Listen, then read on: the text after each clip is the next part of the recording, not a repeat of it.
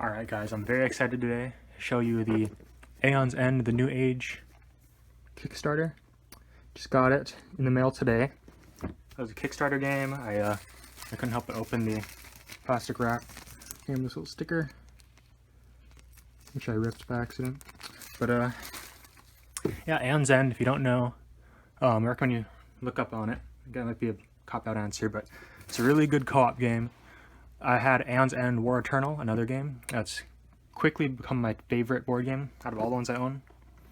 I bought Kickstarter. It came with this expansion, Into the Wild, which I'll show separately. Here's a little preview of that. I think it cost 15 bucks as an add-on. And I got these promo cards too. I think those were more so for War Eternal than this new game, the New Age, but I think you can mix and match them kind of freely. Right now I'll just dive into the contents of this. Don't want to slow roll you guys. So first, you get some lore. It's like a prologue. Oh, for those who don't know, Aeons and the New Age, it's kind of a campaign game. So this one, it's like a mix between a legacy and not a legacy.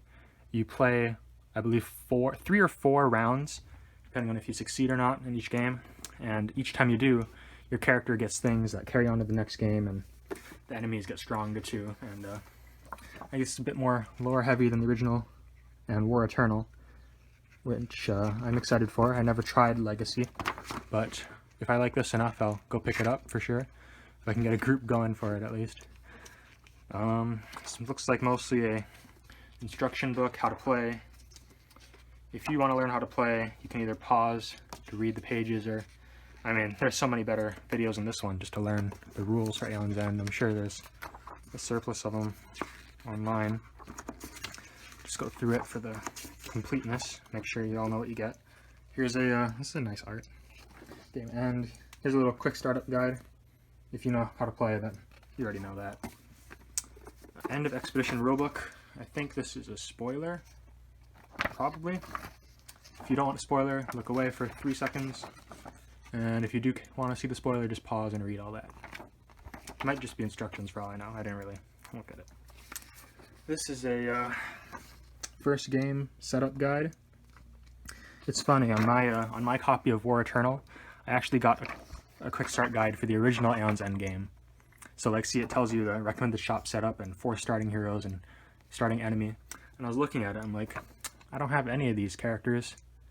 I was pretty confused, but I guess printing errors used to be pretty common for this group. I think they've grown as a company since then. But all the inserts are still nice. They've been nice throughout the game, or throughout the history.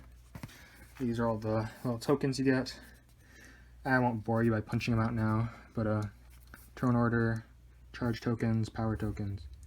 These probably mean nothing new if you don't really know how to play, but this is new. The Maggoth tokens, I think Maggoth is probably a unique nemesis. Oh yeah, on the back they hatch into flies or something. Yeah. There's that. Some boxes. Oh, I see. It's got the Kickstarter. It comes with these built in, but normally they're separate expansions. So, I guess I just give these boxes for completeness sake. Alright. Actually, I'll show you guys the front and back of both. Front, back. Front, back. These are the minion, or nemesis and heroes, I guess, or something. Look at the first one. Nook. He only has 1 breach, which is very interesting. Probably some weird mechanic like is it Quillis or Sparrow, one of them. Here's the lore if you care about. Oh, this is new. I'm pretty sure the old War Eternal heroes didn't have this complexity rating next to them. That's nice. Give you a good guide for how difficult they're to play. Obviously this guy's difficult to play if he only has 1 open breach, or 1 existing breach, not even open. Which is cool. I'll move this all to the side so you can put them here. This is a nemesis. I don't know why the nemesis and the heroes aren't in order. I'll just go through it one at a time. The Wailing. Again, hopefully you all know how to play. Otherwise this might not make too much sense. Next hero, Mazra. Front to back. Complexity rating of 6. A lot of nice lore and some instructions, I guess. Okay. Cool. Q. I remember hearing about her, actually. She's the one who, he changes form.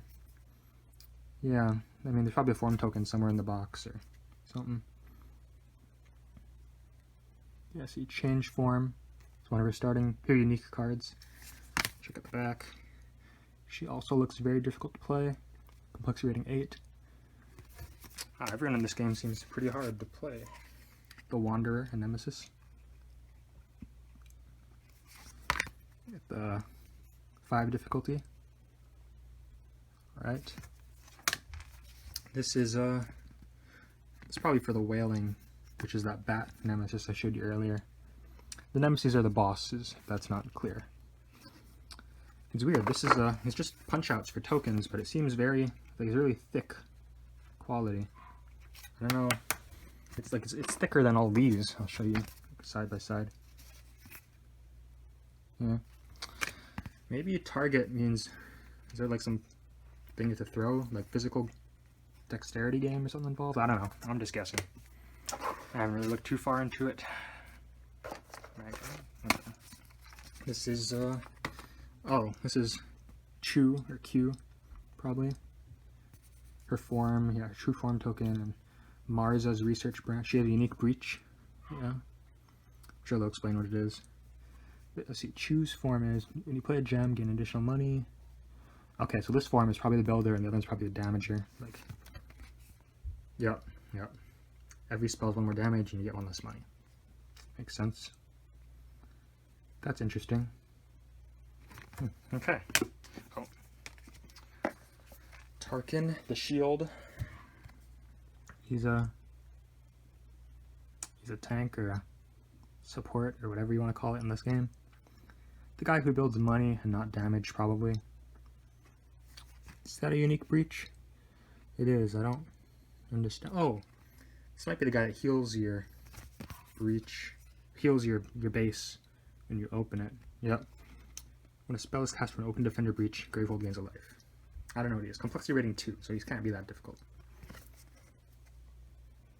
Okay. Sahala. She is definitely a carry, or a damage dealer, or a caster, whatever you want to call it. Does everybody in this expansion have unique breaches? Look at that. I think everybody does. Seems that way, at least. Complexity rating 3. Tahala's breach is Celestial Breach. When a spell is cast from it, that does 2 additional damage. Okay, definitely a damage dealer. Gygar. Look at that, another unique breach. Everyone's got a unique breach in this game now. Alright, so Surge token. Okay, I don't know what Surge token is, but that's odd. Pause if you want to read it. Claudia. I remember reading up about her. Granted, this was like a year or so ago when the Kickstarter was going on, so I don't remember any of it. I think she was interesting. Yeah, this is pretty cool. She's like definitely a support, but she gets benefits of it.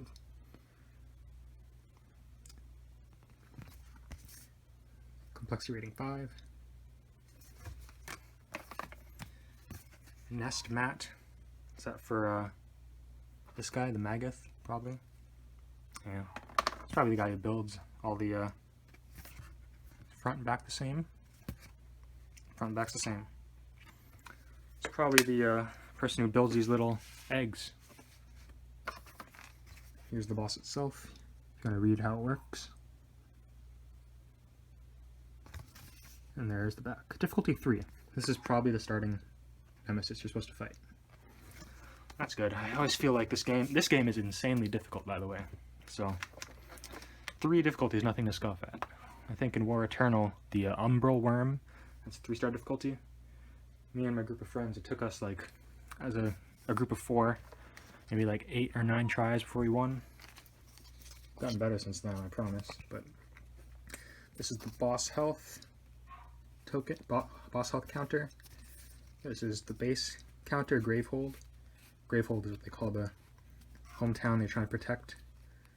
The whole theme is the mages, the heroes, the mages trying to protect the hometown from the monsters. These are like the pseudo legacy things. I can already feel there's more boards and mats and stuff in here. I don't know if it's players or bosses or what, but this is a spoiler-free opening, so not gonna ruin that for you guys. The end. Ooh. Okay. Game gives you a bunch of organizing bags. Much appreciated. These are dividers. They just help you sort all the cards. The cards go in here. The dividers, like, you know, you stick them in. Pretty straightforward. They have one for the nemesis, because each nemesis has a unique nemesis deck, which is like their moves and their powers. These other dividers are Magath, nemesis. Yep, all the divide. Oh, no clue what that means.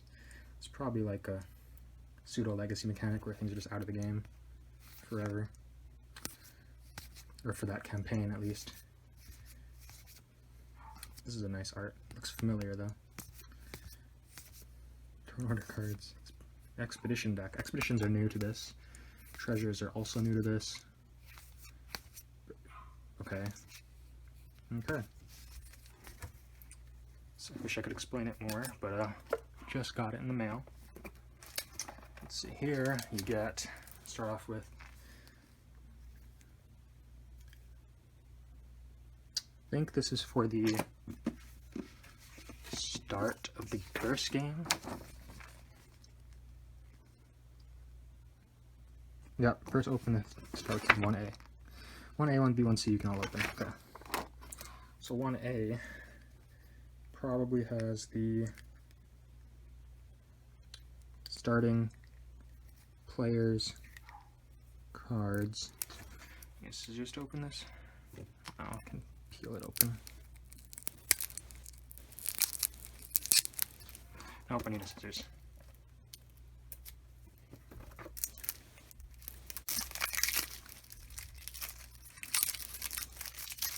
This comes with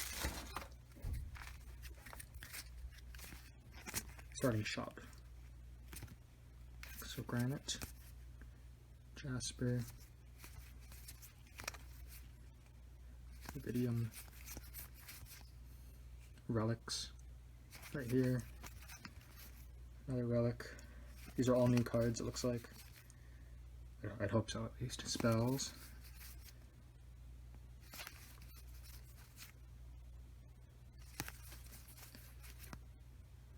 Alright, I don't recognize him. He's probably someone in one of these envelopes. Stop card. Alright. This is the stop 1A. I think I'll put just random dividers for now, so I don't lose track. Next. This one's probably the player cards.